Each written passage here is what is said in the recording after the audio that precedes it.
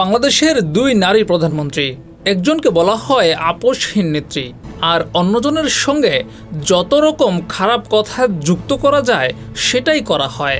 সম্প্রতি আবারও এই দুই নেত্রী আলোচনায়।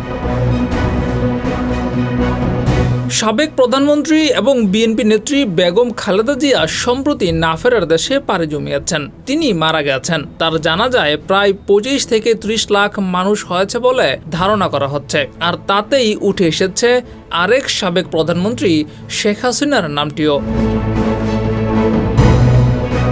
বাংলাদেশে গত 15 বছর ধরে অসংখ্য খুন, গুম আর অন্যায়ের মাস্টারমাইন্ড স্বৈরাচার শেখ হাসিনা গত 2024 সালের 5 আগস্ট বাংলাদেশ ছেড়ে পালিয়ে যায়। সে এখন ভারতে অবস্থান করছে। তার করা বিভিন্ন অপরাধের জন্য বাংলাদেশে তার বিরুদ্ধে বিভিন্ন রকম শাস্তি ঘোষণা করা হয়েছে। এই মুহূর্তে ভারতে অবস্থান করা শেখ হাসিনার যদি মৃত্যু হয় তাহলে কি হবে?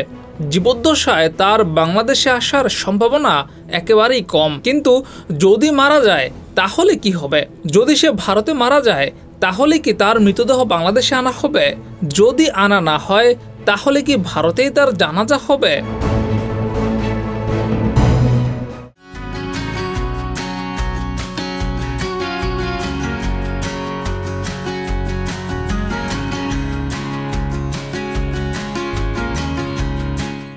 খালেদা জিয়ার জানাজায় মানুষ হয়েছিল রেকর্ড সংখ্যক। তার কফিন বহন করেছিল বাংলাদেশের অন্যতম শ্রেষ্ঠ 3 আলেম। কিন্তু শেখ হাসিনার কফিন বহন করবে কে?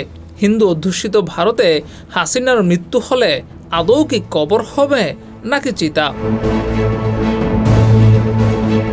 জিয়াউর রহমান, যুগের চিন্তা।